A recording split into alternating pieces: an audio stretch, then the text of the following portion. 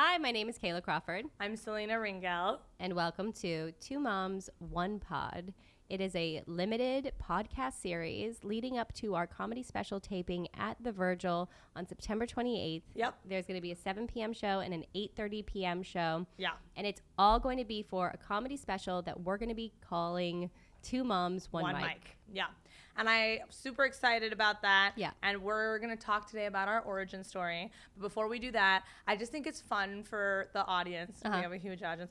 To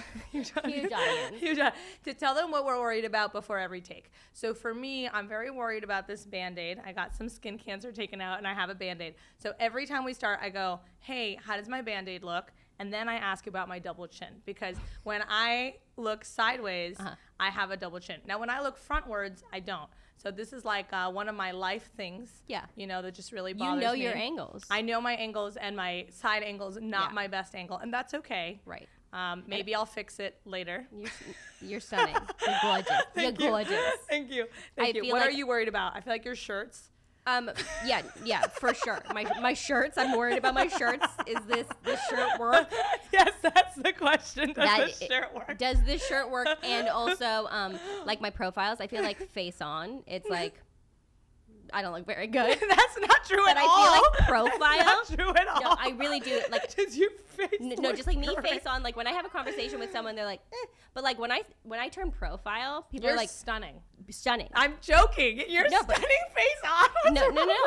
But for real, people are gonna be like, no, she is. Like, there's something about my profile where it's like when I turn. Did that work? Like, do you see it? Like, I don't even know what camera to look at, but it's like there's something a little, almost like borderline stunning when I'm profiled. Like, actually, and when I'm looking down, like if I'm looking down or like it's like a candid moment, stunning. But I'm just like not a very photogenic person. Like I don't have a top lip and I smile sideways. I don't think you smile sideways at all. But I'm glad. I don't think you smile sideways. You at actually. All. I have bad. It's an uneven smile. Bad bottom teeth. I mean, now we're just really getting into it. Ramming into ourselves. This is what's wrong with me. Watch my special, okay? I struggle every day. Okay, let's talk. But also, look at her sideways. Look at her sideways. Let's talk about our origin story. Because what's the werewolf movie where there's like Teen Wolf? A Werewolf in Paris. No. There's a movie. Jumanji. Everyone's different. They all have superpowers, and there's the origin story. Marvel movies. No, but that's a good guess. It's not. XMen. I was so close. Yes. I still like Teen Wolf. Go on. Anyway, I didn't really have anything else to say about that. I just feel like we're X-Men. Wait a minute. Like, what? Like, I don't even understand your point. How are we X-Men at all? Like, people are going to have, like, expectations. Kayla, we have an origin story. We're X-Men. Oh, because X-Men, they had origin stories. No, they have one movie called The Origin Story. And I never saw it. All right. Well, you go watch it, and let's talk about our origin story. Right. Okay. Our X-Men origin story started a few years ago when we met each other. Yes. You had gone on a couple of dates with my husband. Not while I was married to my husband. No, not what. Actually, 10 years before you probably met him. Wow, crazy. But I'm 20. So that's really weird. Right, you were so young. So just like wanted to show how young you were. I was 10 years old when I went on a date with your husband. That would just be disturbing. Also, you can't put that out there. We definitely have to cut that part, right? That's just wrong. No. It's fine because I'm joking. Yeah. I think we can't put that out there. But anyway, I was actually in my early 20s. And I actually, I'm gonna say this because I think it's really funny, even though it's no offense to him. I think it had to do with me. But so I went on 2 dates with your husband, right? And he's the only person I've ever had to fake laugh with because he makes a lot of jokes. He makes a lot of jokes. Very dry humor. Very intellectual, dry humor. Very intellectual. Like complimenting him now. No. Like I feel like I need to lift him up. No. But it is. Yeah. But that's what it was. Right. And by the way, I was not intellectual, and I still you're am very not. intellectual. I'm not. I'm very intelligent. Right. I'm not intellectual. Isn't it the same? No, it's not. Not the same. No, intellectuals know a lot of things about things, and then intelligent is just like smart socially. You know X-Men. Exactly. Yeah. That's exactly the difference. Right. So anyway, I think I am smart as hell, but I'm not intellectual. Anyway, I went on this date, and I just remember the whole time, and he would like make these, he's very soft-spoken, or at least my experience of him in that moment, and he would make these jokes like, and then the mustard mama.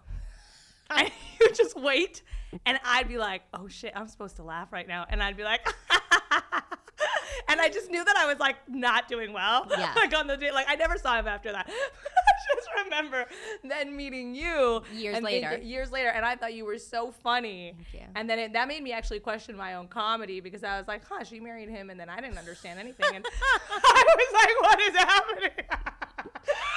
Anyway. I remember you were nervous to meet me because you had been on these dates with him. And then was. when I met you, I was just like, I just want to make sure he was nice. Yeah. Like, and you were like, oh my God, no, he was so nice. And I was like, okay, amazing. Yeah. And then the reason I chose you, like I got pregnant, and there were no other comedians that were like pregnant or had kids that I personally knew. Yeah. And you were the only comic like reaching out to me being like, how are you feeling? Like asking me pregnancy questions.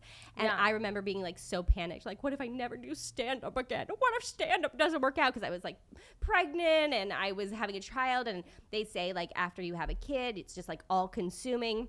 And I remember coming up with the idea for the special because I wanted something to like look forward to. Obviously, I looked forward to my baby. Yeah. But like I wanted my career. Side note. I wanted my career to keep going. And so I wrote you and I said, what if we did a comedy special called Two Moms, One Mic? And it's all about motherhood and comedy and like what it's like to balance those two worlds. Yeah. And that's what our special is going to be. And I'm so excited. Yeah, me too. I'm super excited too. And I feel like when I met you and you were doing a bunch of shows, I thought you were really funny. Yeah. And I loved your comedy. And I had stopped for a minute during the pandemic. Right. I love the way you're describing me reaching out to you, because I sound so kind. You were so kind. Like I just I'm remember. really glad that I am kind, because I like, try to be, but I was so nauseous. Like I had like morning sickness my entire pregnancy. So every time you wrote me, I would just like sob. You'd be like, "How are you?" And I'm like, "I'm good." Well, you know, so what's interesting actually is so obviously we were both pregnant during the pandemic. Right. I had a very hard time. I actually had a miscarriage. Yeah. In my first pregnancy. Yeah. That was before the global pandemic. Crazy. So in my second try around, it was the worst thing I've ever been through. But also, my child is literally the best person that's ever lived. So, so it all works out in the end. But the point is, though, that then second round, and I was actually shooting a movie that is on HBO Max, Single Mother by Choice. Go watch it right now. I mean, I had to. Yeah, watch that and Teen Wolf. 'Cause I feel like you've never seen Teen Wolf, so you got to watch that too. Oh, okay. Watch Teen Wolf, but also my movie. I just had to bring you.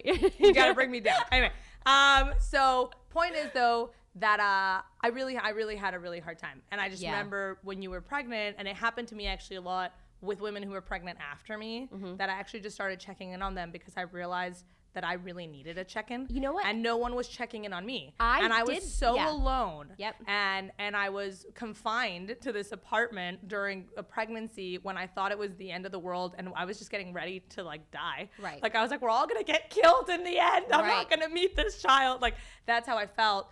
And so I actually started reaching out to a bunch of people that were pregnant. Yeah. Just being like, hey, how you doing? Well, now I feel not special. But no. Yeah. But I mean, like, not 100 people, but like maybe 3 or 4 people that I knew that were pregnant. Good, not 100. Yeah. That'd be crazy if you knew 100. But since you did that to me, I actually then reached out to Mom Comics, and like I paid it forward. And I remember like giving my baby clothes to another mom comic that I knew, and another mom comic, because of you reaching out to me. I was like, I needed to do that to other people. That's so nice. So I paid it forward. Yay. Well, I'm so glad, because I actually think supporting each other is so important. And so important. It's lonely anyway. Yes. Being pregnant. It's also lonely, by the way, being pregnant and being a mom, and it's lonely being a comic, because it is like you do it by yourself. You do it by yourself. And it's it's competitive in the sense of like you compare yourself to other people, and you're like, oh my God, they've got this special and they've got this thing, and you're happy for them. But it's like the happiness only goes so far when you feel like you're not doing what you want to be doing. Yeah. And so I was like, I'll just self-produce my own comedy special. And it's something to like look forward to, and it's like I'm a mom, but I can still be a comedian, and they're both like lonely avenues, but we're doing it together. Yeah, and I love that. And I think also, even though we're both very lucky that we have husbands who are actually very kind and helpful, it's like no one like your husband does not have the experience of being pregnant the way you do, Totally, right? doesn't So, understand. Like, no, it's like there's so many anxieties that come about being a mom or having, you know, someone growing in your body, and the other person goes like, well, you look fine to me, so let's move on. You know what I mean? Like, what are they supposed to say? Right. Like, they don't, you know, they don't know. So I feel like there's something really nice about being like, hey, I had this experience, and someone else going, oh my God, me too. And it feels crazy. I feel like I'm losing my mind. Oh, great. I'm not losing my mind by myself, you know? Totally. So there's something about that. And also, I feel like it is super empowering to be doing our own special. I'm really excited about it. Me too. My motto in life is be the train. I love that. Which is, I actually have I it got in chills these. in my legs. Oh, good. I have it in these. I have these manifestation shoes that I custom made. I love it. And I do like all of my favorite mottos for my life. Yeah.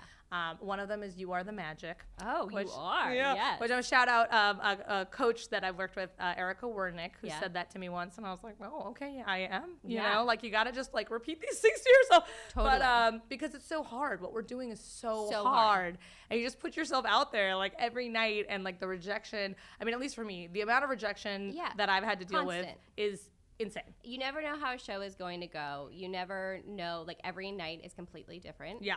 And I just like love that we built our own train. We're building our own train. Yeah. We're the conductors. Yeah. And we're gonna go choo choo. Yeah.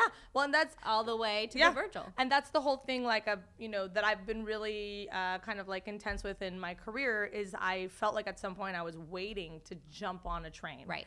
And I just That's realized. scary.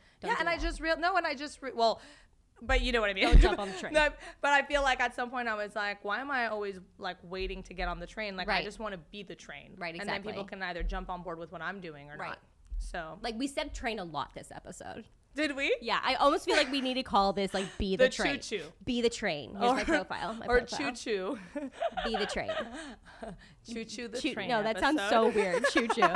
Choo-choo, mofos. I didn't curse. I'm proud of myself. And I love this episode. I love that we're doing this. Me too. And I love that we're going to be at the Virgil on September 28th, 7 p.m. Is there another? Yes. I was like wrapping it up so beautifully. I know, but I want to say one last thing. Yes. I actually am really grateful that you're my partner because I think you up-level me.